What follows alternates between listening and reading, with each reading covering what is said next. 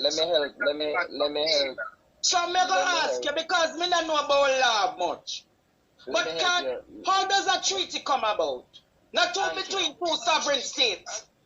A treaty is made between two warring or among warring people. It's no. Right? No, there are conditions that are made. You do this, you don't do that, you don't do this, you don't do that, you live in peace, I live in peace. The ambassador go feed Bible for you, cause those things are not breached, then we are at peace. No, I think if the attorneys argue to the court as a matter of contract law that the government are the ones who are now breaching this contract, this treaty, they would have more success than to say to the court, we are a sovereign people without being declared such by some official. But I'm going to ask you, Kura, if the Queen of England signed a treaty with this group, saying that they're autonomous. So you're saying that they never word is not there. But that word is not there. That word autonomy. So you are placing that word there. You are placing, that is your sir. The ambassador is responding. Just give the ambassador time. Respond, ambassador. Thank you for your question, sir. But I think it's more of your forceful opinion that you're trying to give the people. And I'm going to have to cut you down short because ignorance to the law is no excuse. So please grab a pen and paper. And I'm going to read to you from the Black's Law Dictionary. This is the dictionary that all judges, all bar members, everybody who understands law need to understand the words. You are understanding the word from maybe an Oxford dictionary in regular common English language. When you're getting into the law, there's a completely different interpretation, which is why people go to school to understand the law and then they practice the law. Can I finish? So let me give you the definition. Tonight?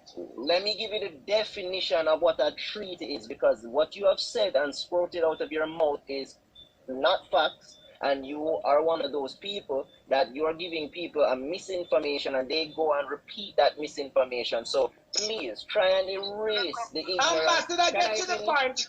Ambassador, can you get directly to the what a treaty is? Right, a treaty, according to the law dictionary, is an agreement, a league or contract between two or more nations or sovereigns formally signed. Two or more nations are sovereigns. Let me continue. Just wait. Let me continue. Formally signed by commissioners, properly authorized and solemnly ratified by the several sovereigns or the supreme power of each state. Full stop. You hear that, Tra? Okay, now. Next question. Next question, Andrew. Tell you that we're going to have a human rights walk next week, Tuesday, 12 o'clock. Everybody's going to be at the Mandela Park, and we're taking the United Nations Declaration for the Indigenous Peoples to Jamaica House to hand it over to the Prime Minister with a letter asking him to ratify that treaty. And who are the indigenous people? Well, the indigenous peoples of Jamaica are the Taínos, but we are not Taínos. The United Nations has a category for those peoples who are carrying on an indigenous culture. So we of the African, those associated with the African culture, we are an indigenous culture. It's at 12 o'clock and it's on a Tuesday. We're meeting at Jamaica House. The Kumina are going to be there, the Maroons are going to be there. Emancipation or Mandela Park? Sorry, Mandela Park. It's Mandela Park? Yes, and we're going to have the four indigenous groups of Jamaica, which is the Kumina, the Maroons, the Rastafari, and the Revivalists, and we're going to have Boba Hill priests, and we're going to be having some Christian pastors and everybody else. We want to unite to bring about positive change. Thank you. I appreciate it. Rights of indigenous peoples. And today I can announce that the United States is lending its support to this declaration.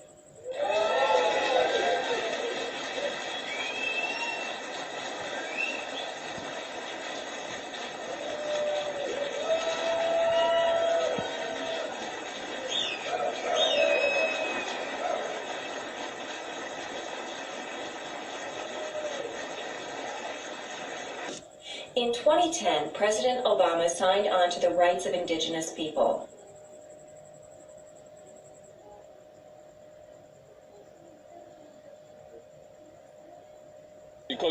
We must unite now.